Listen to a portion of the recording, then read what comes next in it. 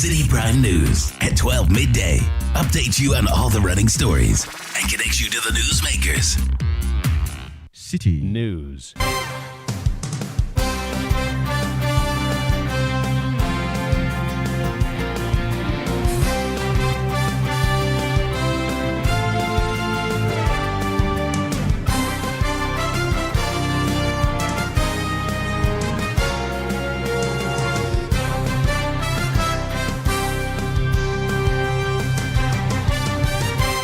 Hello, good afternoon and welcome to the Citi Prime News. We are coming to you live from our studios at number 11, Dr. Martin Loop in at Abraka, Accra.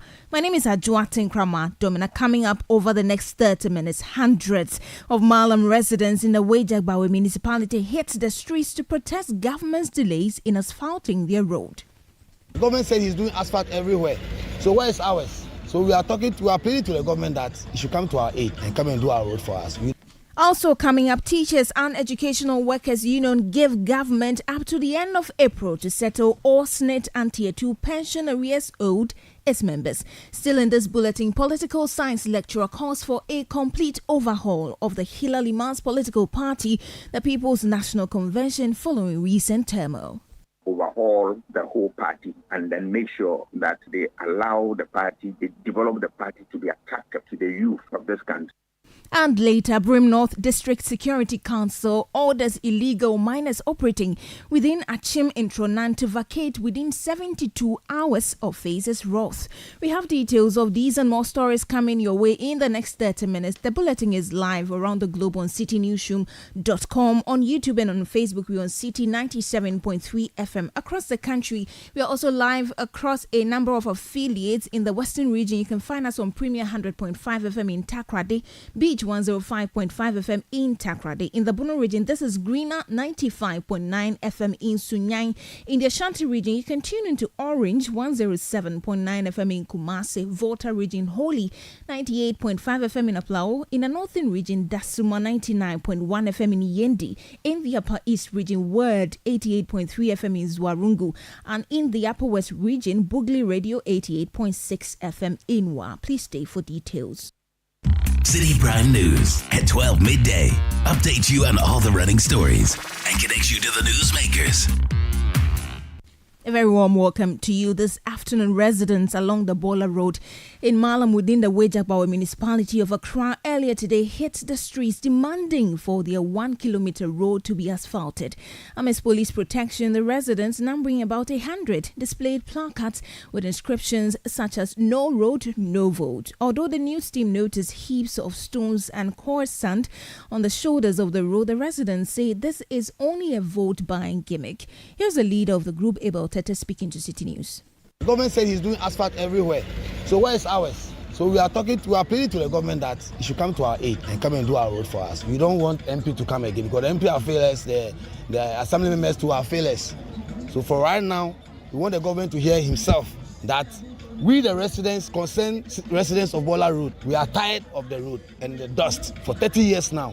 Then we also be free. What's your response to comments that your group, you are just members of the NDC and you are just trying to create disaffection for the government in this community?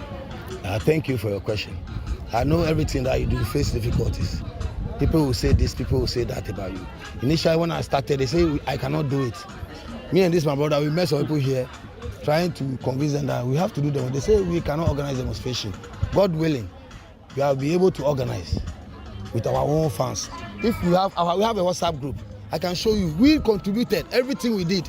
The community contributed 50 Ghana, 100 Ghana, 20 Ghana, 300, 200. You heard a leader of a group in Malam protesting the poor state of their roads, Abel Tete. He was interacting with my colleague Charles Owusu-Kumi. Let's move on to another story that's making the headlines this afternoon. The Brim North District Security Council, DISEC, has issued a 72-hour ultimatum to all illegal miners operating within the Achim in Tronan enclave to cease all galamsey activities or face the consequences from DISEC. DISEC has also instructed the illegal miners to remove all mining equipment from their site and leave the community within the specified time frame. The Assembly, in a statement, says the decision was made following a community engagement involving chiefs, residents, the DISEC, and the Minerals Commission. This directive from the Security Council comes a few weeks after the chiefs of Intronan Achim led a demonstration against illegal miners in the community, where they accused the District Chief Executive, Raymond Damte, of his involvement in the illegal activities, an allegation which, of course, the DC vehemently denied. But from the Eastern region, let's take you now to the Ashanti region, because over 600 employees of a timber company in the Sunafo North District of the Ahafo region face potential job losses due to threats from illegal chainsaw operators targeting the company's legally owned forest concessions. The workers employed in the sawmill, furniture and plywood department of Supremo Wood Processing Limited may have to seek alternative employment as the company considers major layoffs due to the impact on its operations.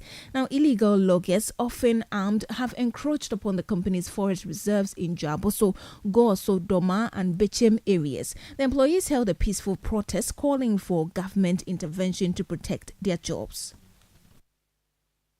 The director is ready to close the company.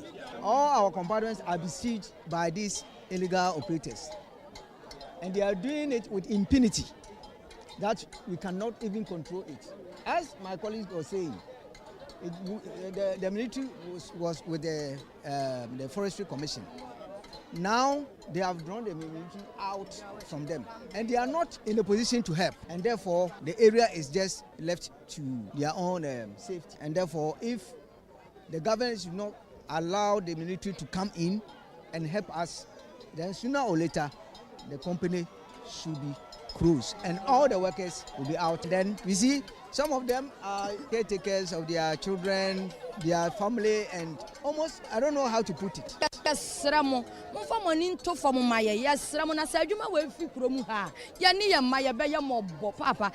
are pleading with you all to help us. This is the only job we have. Our family is going to suffer if this work collapses. I have taken a loan to help with my child's education. We desperately need your help.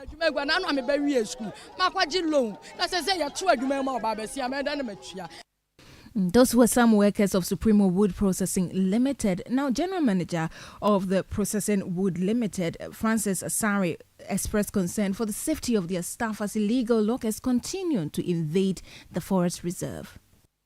Just last Saturday, our workers on their way to the bush to work and bring us logs. They were stopped in this town called Bediako. They were stopped where men were holding cutlasses, men with sticks, men with guns standing there that they will never allow us to cross. And if we are men and we want to cross, they will come, follow us to the bush and shoot our drivers. So our guys came back. I called regional district police commander. I called the regional police commander. They all attended to our situation. They brought in people. They brought in men to secure the place. The place was secure, thinking that they will stop what they've started. But the issue is, on Tuesday, that same thing that happened on Saturday happened again. And now there are so many security threats on the managers of Supremo Processing Limited. There are so many threats on us. There are so many threats coming onto our director, that's the company owner. And if it goes this way, it means this company has to be shut down. The company has to be shut down. We need the intervention of everybody, all Ghanaians, to come in. We've done our part. We've informed Nananom. You heard the General Manager of Supremo Wood Processing Limited, Francis Asari.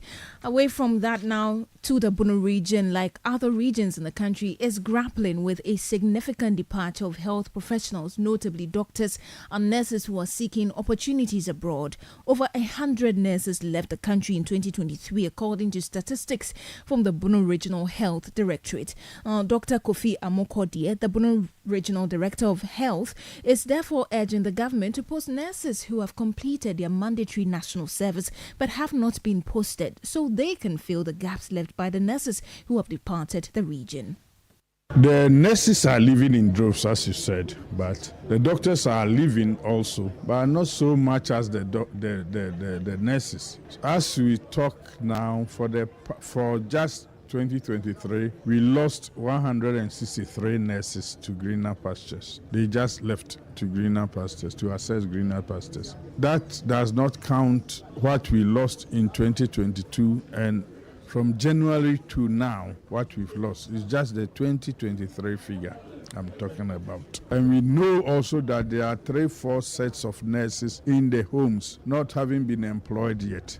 And therefore, when we get them on board, then the service will not be affected at all. So we urge the government to quickly employ nurses who have finished their education, who have finished their practical experiences, or have finished their what they call national service in some cases. Then the government should be proactive enough and then post them into the system for us to have the equity that we need. That is the Bono Regional Director of the Ghana Health Service, Dr. Kofi Amokodie.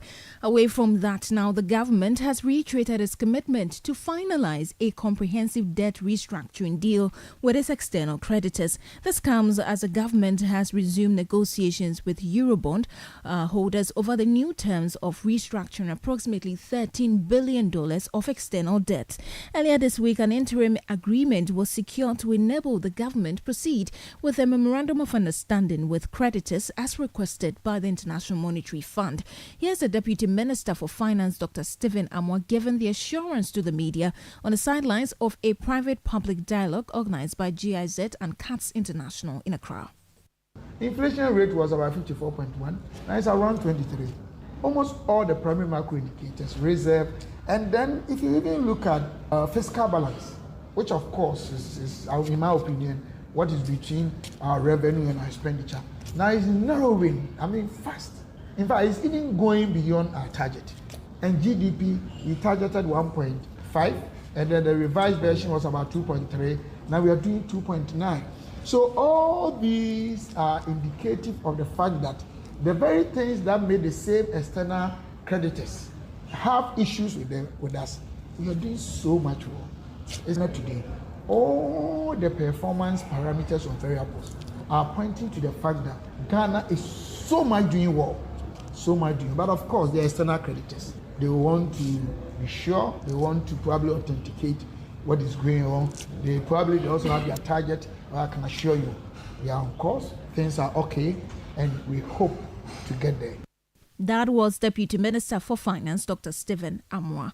Now to Parliament. Now, the chairman of the Mines and Energy Committee of the House, Samuel Atachian, says the committee would invite the Volta River Authority, VRA, to ascertain the cost of the relocation of the Ameri plant to Kumasi in the Ashanti region. This follows allegations by a member of the committee, Edward Bauer, that government spent $38 million in relocating the Ameri plant to Kumasi. Speaking to Citi News, Samuel Atachian says such a claim is an unfortunate conjecture.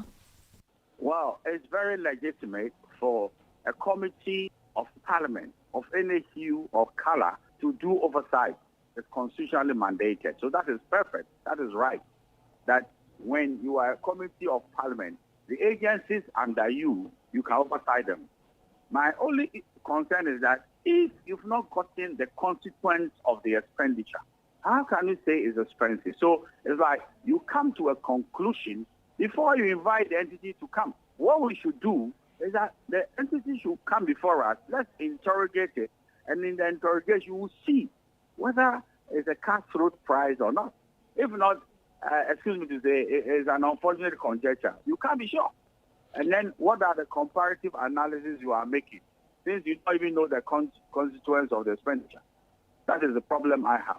With this concern, is the committee going to invite the VRA to provide these details?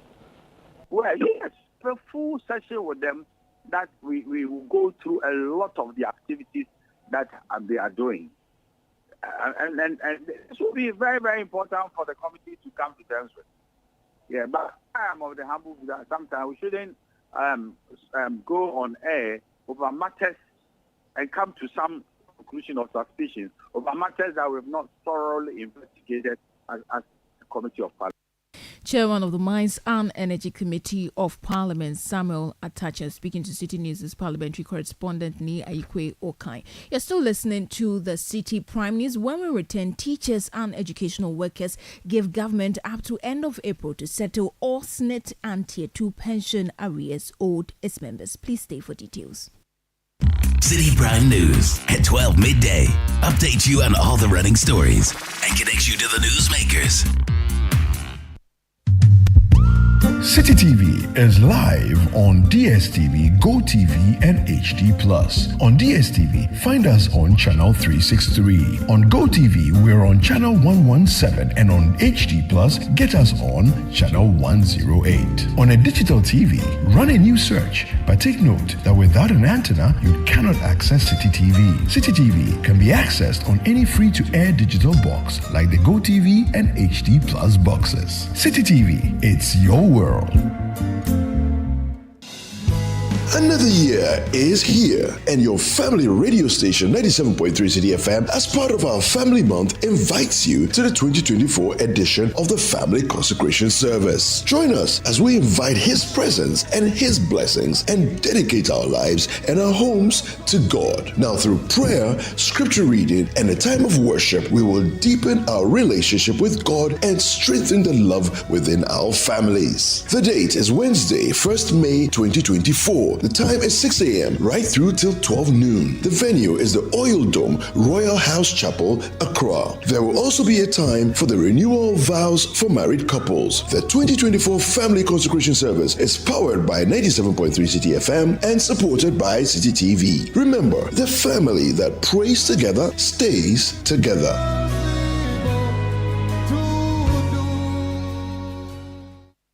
Citi Prime News at 12 midday. Updates you on all the running stories and connects you to the newsmakers. You're welcome back. Thank you for staying with us. Let's bring you some more stories this afternoon.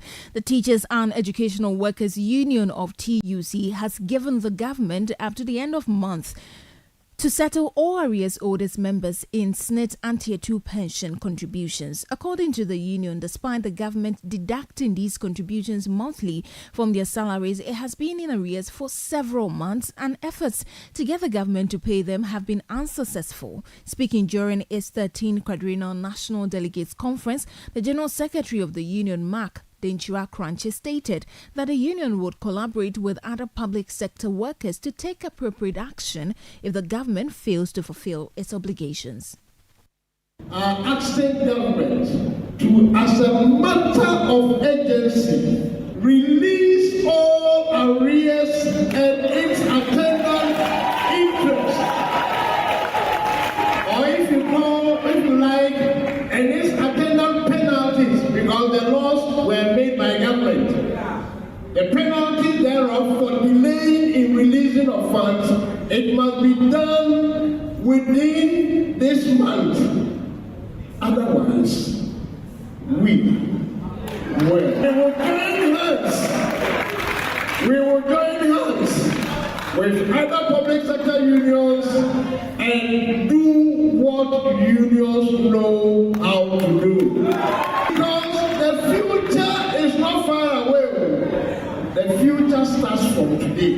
So if my investment does not go to the fund managers to invest and give me the needed profit, then you are jeopardizing my pension gradually. And in this country, pensions already are low. So if the little investment that will enhance my pension small, and also more for my You heard the General Secretary of the Teachers and Educational Workers Union, Mark Denchua Cranche. Meanwhile, the National Chairman of the Union, Ambrose Kwajoja, has also called on the government to employ more non-teaching staff in various schools to match the high numbers of students. The union laments that its workforce in various educational institutions are overburdened due to the large numbers of students admitted every year. Since the introduction of the Free Teachers policy, there have been a sharp increase in students' enrollment across the educational institutions. Not only second cycles, but it's moved out to tertiary institutions too, because we are in all these setups. However, there have been a sharp decline in the workforce of non-teaching staff in the various educational institutions. So we experience deficit in the following workforce: security personnel, laboratory technicians, cooks, boundary hands, cleaners, tradesmen, and others. I'll give you the detailed list. We want these anomalies to be corrected, whether there is IMF program or not. If that is the case, let us reduce the students' enrollment to match the workforce of the institutions. That was the national chairman of the Teachers and Educational Workers Union, Ambrose Kwajoja. Away from that to some other stories, the Africa Center for Energy Policy, ASAP, is cautioning against the politicization of the management of the Kumasi 1 thermal power plant, which it says can contribute to its shutdown. President Akufo-Addo commissioned the relocated plant on Wednesday amid criticisms from the opposition National Democratic Congress and the minority caucus in Parliament regarding the decision to move the plant to Kumasi. Several stakeholders have called for proper management of the new plant to ensure its optimization. On speaking to Citi News, policy lead of petroleum and conventional energy at ASAP, Kojo Yauche, says the maintenance schedules of the plant must be made devoid of political considerations. We have always maintained that the ERA is capable of managing the team.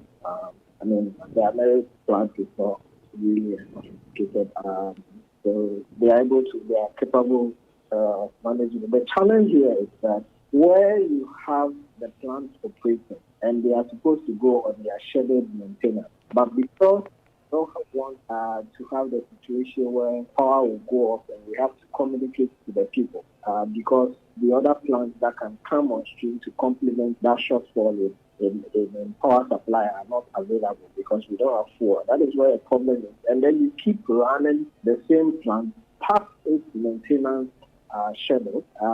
That will lead to an eventual breakdown that you can't sustain at the end. So if you are able to isolate the politics from the technical plan, that you stick to proper maintenance schedules. You don't say that because we want to keep the lights on, if the plant has to go off for 2 weeks to get maintained, you force it to go through. It will break down at some point, and you have a longer period of it not being available. Meanwhile, ASAP has welcomed suggestions from the Asante Hinutufo said to the second that government should allow the privatization of the energy sector. Here's Justice Kojo Yauche again. It's a welcome news, and it's good that we are having this conversation because we need to really act fast. The debt accumulation in the power sector is compounding. We spend about $1.5 billion just settling the liability and under recovery in the. So if you give all of the $3 billion IMF money to the power sector, it will only last 2 years, right? So we have to start taking actions now, and it's good that the conversation is picking up. What we want is more transparent process, not like what happened under PDS. We have to learn lessons from there, where we have a more transparent of concession PCG, that it doesn't end up in the hands of incompetent, fraudulent, politically exposed people who are only looking to milk the entity and not deliver any value for the people. Kojo Yauche is policy lead of petroleum and conventional energy at the Africa Center for Energy Policy, ASAP. Away from that, the Chamber of Bulk Oil Distributors has voiced its concerns over the new price floor introduced by the National Petroleum Authority in the downstream petroleum sector, describing it as counterproductive. The Chamber says the rate used by the NPA in calculating the new price floor will lead to more losses being recorded by the BDCs. In an interview with Citi News, Dr. Patrick Ofair, Chief Executive of the Chamber of Bulk Oil Distributors, said the city has been pegged much lower than expected, hence the need for revisions to protect players in the downstream sector. To more stories this afternoon, a political science lecturer at the University of Ghana, Dr. Kwame Asante, has called for a total overhaul of the People's National Convention, PNC, to enable them rebuild their grassroots. Some national executives of the party yesterday announced the establishment of a new political entity called the People's National Party, with Janet Nabla assuming the role of interim national chairperson. Speaking to Citi News on this development, Dr. Asante says the PNC ought to reorganize its structures and re-echo its ideologies to make the party attractive to the teeming youth. Once you get people leaving the leadership positions of the party and moving away, obviously they will carry some people around. So if what we know that exists in this type of event is that to happen, then obviously they are going to lose some number of their followers, and that will have a significant negative impact on the fortunes in the election. But going forward, if the party really want to salvage its image and make sure that the party is developed to the best, they need reorganization, overhaul the whole party, and then make sure that they allow the party, they develop the party to be attractive to the youth of this country. More people don't know the youth, particularly the youth. They don't know more about the philosophies, the ideas, what they stand for, all right? People don't know. It is time to begin to get the basics right by developing the party along ideological lines, speaking on national matters, making sure that the party is visible across every section of this country, and then begin to win souls into the party by getting people into the party. It's all a function of the program to re-energize the party from the grassroots to the national level. And that, if they are able to do, then the tradition will be back and strong. That was a political science lecturer at the University of Ghana, Dr. Kwame Asante. Moving on now, one person has been shot dead with another person hospitalized at Obeyman in the South municipality of the Greater Accra region after an alleged invasion by Langards on Wednesday afternoon.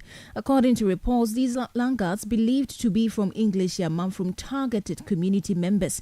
The attack follows persistent resistance to land sales in the area amid claims of land destruction by an estate agency asserting ownership, putting residents at risk.